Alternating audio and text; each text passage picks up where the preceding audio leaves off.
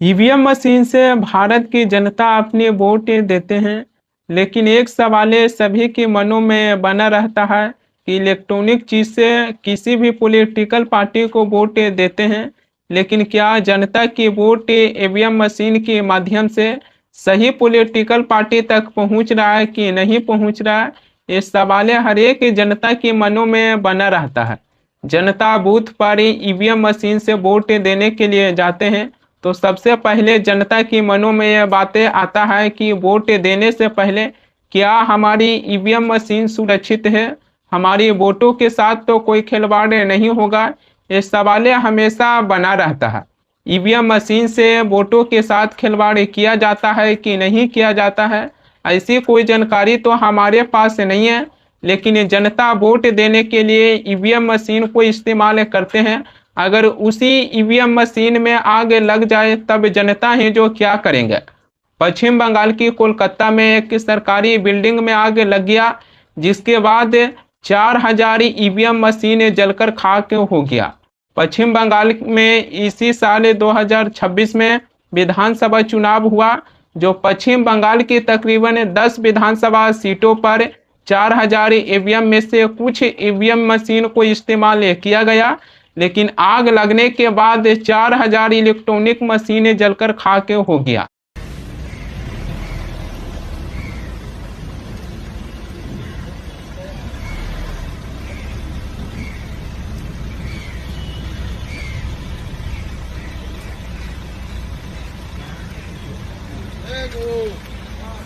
EVM machine की building में आग भी इतनी तेजी से लगा है कि मानो कि कोई भारत की इलेक्ट्रॉनिक मशीन के ऊपर हमला कर दिए हैं। जैसे कि ओमान की खाड़ी में अमेरिका भारतीय जहाज़ों के ऊपर हमला किए, उसी प्रकार भारत की ईवीएम मशीन के ऊपर हमला किया गया है, जो इस आग को बुझाने में भी 24 घंटा की समय लग गया। अभी ईवीएम मशीन बेचारा आदमी तो थे नहीं कि दिल्ली के मालवीय नगर होटल में आग लगने के बाद लोग होटल की खिड़की से कूदकर अपनी जानें बचाएं, लेकिन ईवीएम मशीन तो बेचारा आदमी नहीं थे। ईवीएम को एक कमरे में बंद कर रख दिया गया। आग लगने के बाद जहां ईवीएम मशीन था वो वहीं जलकर राख हो गया। दिल्ली की दमकल और आपदा प्रबंधन राज्य मंत्री कौशिक चौधरी ने जो बताए हैं कि सबसे पहले आग दूसरी और तीसरी मंजिल में लगा, इसी के बाद 7वीं 8वीं 9वीं और 10वीं मंजिल तक पहुंच गया। कौशिक चौधरी हैं जो आगे ये भी बताए हैं कि चौथी 5वीं और 6ठी मंजिल को ज़्यादातर नुकसान पहुंचाए आग ऊपर कैसे पहुंच गया, इसकी भी जांच किया जा रहा। केंद्रीय मंत्री सुकांत मजूमदार हैं जो कहें कि साजिश की बातों से इनकार नहीं किया जा सकता है। पश्चिम बंगाल के दक्षिण 24 परगना प्रशासन की शिकायत पर अलीपुर थाने में एफआईआर दर्ज किया गया है, लेकिन अभी तक ये स्पष्ट नहीं हो पाया है कि पश्चिम बंगाल की कोलकाता में एक सरकारी बिल्डिंग में आग लग गया, उसके बाद 4000 ईवीएम मशीनें जलकर राख हो गया, लेकिन आग किस कारण से लगा है ये भी स्पष्ट नहीं हो पाया है।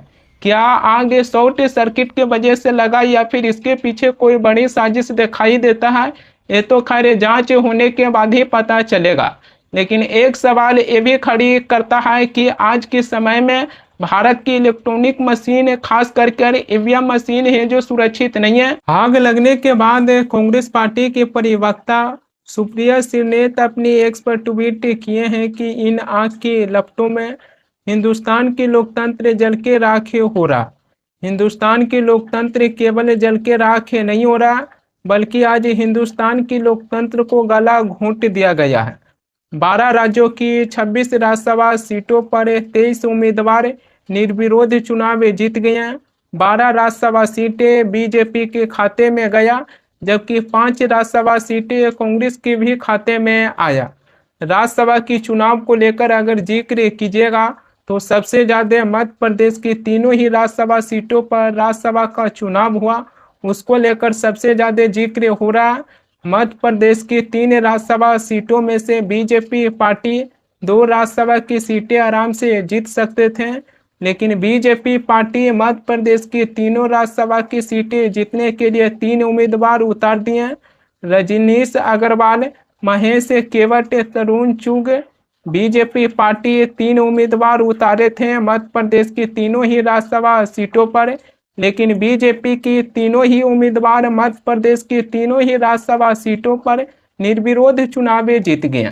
मध्य प्रदेश की 3 राज्यसभा सीटों में से एक राज्यसभा की सीटें कांग्रेस के खाते में जा सकता था, लेकिन कांग्रेस के उम्मीदवार मीनाक्षी नटराजन का रिटर्निंग ऑफिसर नामांकन रद्द कर दिए, जिसके बाद बीजेपी की तीनों ही उम्मीदवार मध्य प्रदेश की तीनों ही राज्यसभा सीटों पर निर्विरोध चुनाव जीत गए। कांग्रेस पार्टी के उम्मीदवार मीनाक्षी नटराजन का नामांकन रद्द हो गया। इसी के बाद कांग्रेस पार्टी के उम्मीदवार मीनाक्षी नटराजन ने सुप्रीम कोर्ट का भी दौरा किए थे। शुक्रवार को सुनवाई के दौरान सुप्रीम कोर्ट कांग्रेस पार्टी के उम्मीदवार मीनाक्षी नटराजन का याचिका खारिज करते हुए कहें कि संविधान की 329वीं चुनावी प्रक्रिया के दौरान अदालत के हस्तक्षेप पर रोक लगाता है। सुप्रीम कोर्ट कांग्रेस पार्टी के उम्मीदवार मीनाक्षी नटराजन को हाई कोर्ट में इलेक्शन पिटीशन दाखिल करवाने के लिए कहे हैं। मीनाक्षी नटराजन कहे कि यह हमारा व्यक्तिगत हार नहीं है, बल्कि भारत की लोकतंत्र और भारत की संविधान को एक बहुत बड़ा झटका लगा है। मीनाक्षी नटराजन है जो चुनाव आयोग पर आरोप लगाते हुए कहें कि हमारी शिकायतों पर समय रहते हुए चुनाव आयोग कोई भी फैसला नहीं लिया। मीनाक्षी नटराजन का यह भी कहना है कि हमारी नेता चुनाव आयोग के पास गए थे, लेकिन चुनाव आयोग 48 घंटों तक कोई भी जो जवाब हमें नहीं दिए। ये सवाल आज भारत के निर्वाचन आयोग से पूछा जाएगा कि जब विपक्ष की नेता कोई भी शिकायत लेकर चुनाव आयोग के पास जाते हैं तो क्यों चुनाव आयोग की तरफ से कोई जवाब नहीं मिलता है तुरंत में।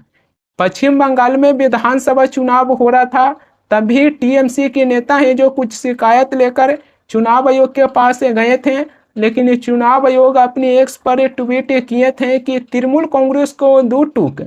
आज वहां से भी चुनाव आयोग पर है जो ममता बनर्जी सवाल उठा रहे हैं कि बीजेपी और चुनाव आयोग मिलकर 100 सीटें हैं जो लूट लिए।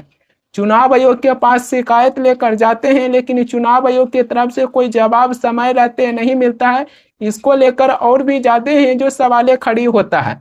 जब विपक्ष के नेता चुनाव आयोग से अपनी आशा तोड़ देते हैं तो अदालत भी जाते हैं, लेकिन अदालत में एक सबसे बड़ी समस्या ये होता है कि अदालत है जो उनकी याचिका को खारिज कर देते हैं, जिसके बाद उनकी ये मामला है जो काफी लंबित तो हो जाता है। तेलंगाना के मुख्यमंत्री रेवंत रेड्डी बीजेपी पार्टी के ऊपर किम जोंग उन की तरह काम करने का आरोप लगाए हैं।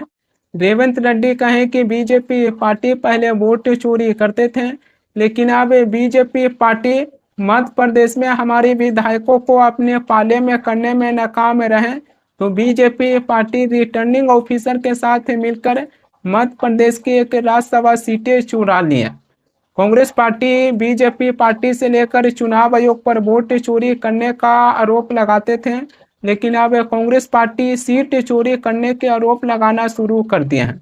अखिलेश यादव उत्तर प्रदेश की 2027 विधानसभा चुनाव से पहले ही चुनाव आयोग को निर्देश दे दिए हैं कि अगर बिहार और पश्चिम बंगाल जैसे विधानसभा चुनाव में बेईमानी किया गया है, अगर उसी तरीके से उत्तर प्रदेश के विधानसभा चुनाव में बेईमानी किया जाएगा तो फिर भविष्य में कभी दोबारा चुनाव नहीं होगा। अखिलेश यादव हैं जो उत्तर प्रदेश के विधानसभा चुनाव को लेकर पहले ही चुनाव आयोग को निर्देश दे दिए हैं, लेकिन आज भारत के मुख्य चुनाव आयुक्त ज्ञानेश कुमार के सामने कई ऐसे चुनौती हैं। विपक्ष यह मानने के लिए तैयार नहीं है कि भारत के मुख्य चुनाव आयुक्त ज्ञानेश कुमार हैं जो निष्पक्ष चुनाव करवाते हैं। आज चुनाव आयोग को इस बातों को लेकर भी जवाब देना होगा कि पश्चिम बंगाल की कोलकाता में एक सरकारी बिल्डिंग में आग लगा और 4000 ईवीएम जलकर राख हो गया। किस वजह से आग लगा और क्या इसके पीछे कोई साजिश है, ये भी आज चुनाव आयोग को है जो स्पष्ट करना होगा, क्योंकि इस तरीके से अचानक 4000 ईवीएम मशीन में आग लग जाना ये बेहद ही सवालें खड़ी करता है।